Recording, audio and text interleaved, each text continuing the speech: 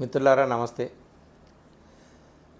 మన మాజీ ప్రధాని, కాంగ్రెస్ వృద్ధ నేత, ఆర్థిక శాస్త్ర కోవిదుడు, నిజాయితీపరుడు, మంచి రాజనీతిజ్ఞుడు, మచ్చలేని రాజకీయ నాయకుడిగా పేరు పొందినటువంటి వాడు డాక్టర్ మన్మోహన్ సింగ్ చాలా ఆవేదనతో ఒక మాట అన్నారండి.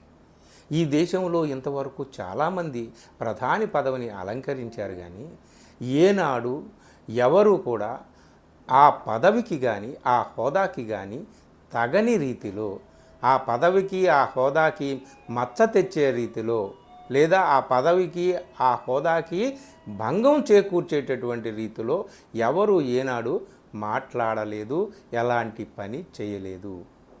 అలా చెబుతూ తాను కూడా ఏనాడు కూడా ఒక కమ్యూనిటీని సింగిల్ అవుట్ చేస్తూ ఏ పని చేయలేదు, ఏ మాట మాట్లాడలేదు అని చెప్పారు. ఆయన ఎందుకు ఈ మాట అంత హృదయావేదనతో చెప్పాల్సినటువంటి అవసరం వచ్చిందో మనకు తెలుసు. మిత్రులారా, ఈ ఎన్నికలు ప్రారంభమైన దగ్గర నుంచి ముఖ్యంగా మొదటి 2 దశలు ముగిసేసరికే మన ప్రధాని నరేంద్ర మోడీ గారు ఏ పిచ్చిలోకి వెళ్ళిపోయారో, ఏ టోన్లోకి వెళ్ళిపోయారో, దేశంలో మిగిలిన దశలన్నీ కూడా పోలింగ్కు సిద్ధమవుతున్నటువంటి దశలో ఆయన దశకి మార్చుతున్నటువంటి అవతారాన్ని మనం చూశాము. ఏ దశలో ఎలాంటి మాటలు మాట్లాడారు, ఏ ప్రసంగంలో ఎలాంటి వ్యాఖ్యలు చేశారు. ప్రతిసారి కూడా ఈ భారతదేశంలో ముఖ్యంగా అనేక జాతుల, అనేక మతాల, అనేక కులాల, ప్రాంతాల, భాషల, సంస్కృతుల సమాహారమైనటువంటి ఈ దేశంలో ఏ వర్గం ఎదురుగా పెట్టి ఒక విద్వేష వాతావరణాన్ని రెచ్చగొట్టేటటువంటి రీతిలో ఆయన మాట్లాడారో మనకు తెలుసు. అవన్నీ కూడా మనం ఇప్పుడు చెప్పుకోని అవసరం లేదు. దాన్ని దృష్టిలో పెట్టుకొని ఆయన మాట్లాడారు. ప్రతిపక్షాలని ఎన్ని మాటలైనా మాట్లాడవచ్చు, రాజకీయంగా ఎంత విమర్శ అయినా చేయొచ్చు. వాళ్ళు ముజరాలు చేసేటటువంటి వాళ్ళగా అభివర్ణించడం, ఇట్లాంటి మాటలు అనేకం మాట్లాడి తాను బయోలాజికల్గా ఒక మదర్ ద్వారా ఈ భూమికి మీదకి వచ్చాను, కానీ నన్ను తీసుకొచ్చింది ఆ సాక్షాత్తు భగవంతుడే అని చెప్పి చివరికి ఆ స్థాయికి కూడా వెళ్ళిపోయాడు. ఒక బృహత్తరమైన కార్యంతో నేను ఇక్కడికి వచ్చాను, దేవుడే నన్ను ఇక్కడ తీసుకొచ్చాడు, తనను తాను దైవదూతగా, దైవాంశ సంభూతుడిగా అభివర్ణించుకున్నాడు. ఇవన్నీ కూడా చూస్తున్నాం. ఏనాడు ఏ ప్రధాని ఇట్లాంటి మాటలు మాట్లాడలేదని మన్మోహన్ సింగ్ చెప్పడానికి ఇట్లాంటి మాటలే కారణం. ఆఖరికి నిన్నగాక మొన్న గాంధీ మహాత్ముడి గురించి కూడా ఒక మాట మాట్లాడేశారు. గాంధీ అంటే వీళ్ళకి ఎంత ప్రేమ ఉందో మనకు తెలుసు. అంటే ఏ హిందుత్వ నేపథ్యం నుంచి ఏ నాయకుడు వచ్చాడో వాళ్ళందరికీ మరి గాడ్సే పట్ల ఎంత అభిమానం ప్రేమ ఉందో, గాంధీ పట్ల ఎంత అభిమానం ప్రేమ ఉందో మనకు తెలుసు.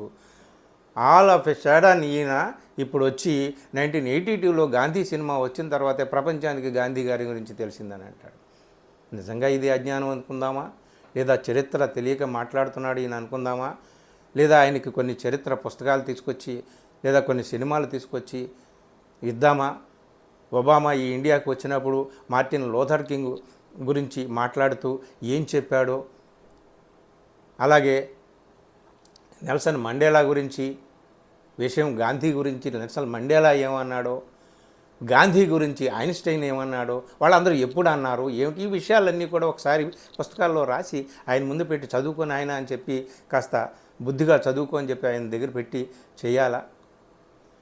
నిన్నగాక మొన్న కాంగ్రెస్ అధ్యక్షుడు మల్లికార్జున్ ఖర్గే గారు ఏమన్నాడంటే, దాదాపు 421 సార్లు ఈ ఎన్నికల సందర్భంగా ప్రసంగాల్లో ఆయన మనుషుల మధ్య విద్వేషాన్ని రెచ్చగొట్టేటటువంటి అంశాన్ని ముఖ్యంగా హిందూ ముస్లిం అనేటటువంటి అంశాన్ని నరేంద్ర మోడీ లేవనెత్తారని చెప్పాడు. దాదాపు 421 సార్లు అంట. మరి ఎలక్షన్ కమిషన్ ఉందా, రాజ్యాంగం ఉందా, ఇక్కడ ఏముంది ఏమిటి, ఇవన్నీ కూడా అనవసరం. కానీ ఇవన్నీ కూడానండి. సరే, ఇవన్నీ పక్కన పెడితే ఒక్కసారి మనం ఆలోచిద్దాము. ఇదంతా కూడా ఒక అజ్ఞానంతోనూ, అవిద్యతోనూ, లేదా ఏదో మూర్ఖత్వంతోనే ఆయన మాట్లాడుతున్నాడంటారా? కాదు, దీని వెనక ఒక పెద్ద వ్యూహం ఉంది. దీని వెనక ఒక పెద్ద రాజకీయ చతురత ఉంది. అదేమిటయ్యా అంటే దేశంలో ఎన్నికలు జరుగుతున్నాయి. ఆ ఎన్నికలు ప్రధానమైనటువంటి అంశాల మీదకి వెళ్లకుండా ప్రధానమైన దేశం ఎదుర్కొంటున్నటువంటి నిరుద్యోగ సమస్య కానీ, అధిక ధరలు కానీ, మహిళా సాధికారత విషయం కానీ, ఆ రాష్ట్రాల హక్కులు కానీ, మానవ హక్కుల ఉల్లంఘనకు సంబంధించి జరుగుతున్నటువంటి యథేచ్ఛగా సాగుతున్నటువంటి మానవ హక్కుల హననం కానీ, ఇవన్నీ అనేక రకాలు. ఎవరైతే కుబేరులుగా కొద్దిమంది మాత్రమే కుబేరులుగా అయిపోవడము, కోట్లాది మంది నిరుపేదలుగా కుంగిపోవడము, కొనారిల్లిపోవడము, ఇట్లాంటి అనేక సమస్యల చుట్టూ దేశం తిరుగుతూ కుంగిపోతూ ఉందే, కుమిలిపోతూ ఉందే దేశం. ఆ ఇష్యూస్ మీదకి ప్రతిపక్షాలు ఏవి దృష్టి పెట్టకుండా వాళ్ళని ఆ దృష్టి మరల్చడం కోసమే ఈయన ఇట్లాంటిది ఒక్కో దశకి ఒక్కో అవతారం ఎత్తుతూ, మనం దేవుడు దశావతారాలు ఎత్తాడని అంటున్నాం కానీ ఈయన ప్రతి దశకి దశావతారాలు ఎత్తాడు. అనేక సార్లు అనేక సందర్భాల్లో అనేక ప్రధానమైనటువంటి ఇష్యూస్ మీద ప్రతిపక్షాలు కానీ దేశం కానీ దృష్టిని కాన్సన్ట్రేట్ చేయకుండా వాళ్ళని డైవర్ట్ చేసేటటువంటి విధంగానే ఇదంతా కూడా డైవర్షన్ టాక్టిక్సు అంతే తప్ప ఇంకేమీ కాదు. ఆ విషయంలో నరేంద్ర మోడీ విజయం సాధిస్తున్నాడు. వీళ్ళు ఇగో గాంధీ అనగానే గాంధీ చుట్టూ తిరగడం, మంగళసూత్రాలు అనగానే మంగళసూత్రాల చుట్టూ తిరగడం, సరే ఇవన్నీ కూడా హిందూ ముస్లిం అనగానే హిందూ ముస్లిం ఇష్యూ చుట్టూ తిరగడం.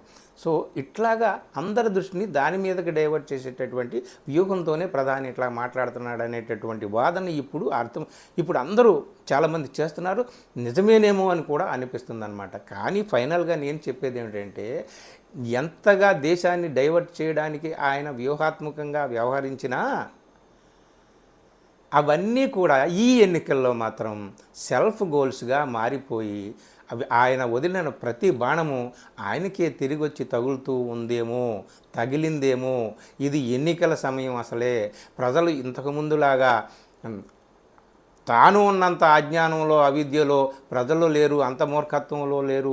వాస్తవాలు తెలుసుకొని వాళ్ళ చేతుల్లోకి ఇప్పుడు ఒక అస్త్రం వచ్చింది. 5 ఏళ్లకు ఒకసారి ప్రయోగించేటటువంటి అస్త్రం వచ్చింది. దాన్ని ఇప్పుడు ప్రయోగిస్తే మరి ఆయన ఏమవుతాడో తెలియదు. కానీ ఏమో ఈ దేశాన్ని మరోసారి ఆయన ప్రధానంగా ఈ దేశంలో మరి పదవీ బాధ్యతలు చేపట్టే అవకాశం ఉంది. కానీ వాళ్ళ పార్టీ వాళ్ళు, అలాగే ఆ పార్టీలకి అనుకూలంగా బాకాలు వదిలేటటువంటి మీడియా వారు అందరూ కూడా చెప్తున్నారు. సరే మరో 5 ఏళ్ల పాటు ఇంతటి అంటే ఆకాశానికైనా హద్దులు ఉంటాయేమో కానీ అజ్ఞానానికి హద్దులు ఉండవు కదా. మరి ఎంత దేన్ని మనం భరించాలో, ఈయన చెప్పేటటువంటి మాటలు, ఈయన చేసేటటువంటి చేతలు, ఆఖరికి తాను ఆ భగవంతుని యొక్క సాక్షాత్తు స్వరూపం అని చెప్పేసి ఆయన చెబుతున్నాడు. కాబట్టి ఇక ఆయన ఏం చేసినా అంతా ఆ దేవుడే చేస్తున్నాడని చెప్పి సరిపెట్టుకొని చెంపలేసుకొని ఆయనకి ఒక నమస్కారం పెట్టి ఊరుకుంటారా, లేకపోతే ఏం చేస్తారు ఈ ప్రజలు? ఇప్పుడు ఏం చేయబోతున్నారో ఏదైనా సరే 4వ తేదీన మాత్రమే మనకు అర్థమవుతుంది. కానీ ఏది ఏమైనప్పటికీ కూడా ప్రధాని ఒక వ్యూహాత్మకంగానే ఇలాంటి వ్యాఖ్యలు చేస్తున్నారేమో అన్న అనుమానం అయితే ప్రబలుతోంది. మిత్రులారా, ఈ వీడియో నచ్చితే మిత్రులకు షేర్ చేయండి, నా ఛానల్ని సబ్స్క్రైబ్ చేయండి. Thank you very much.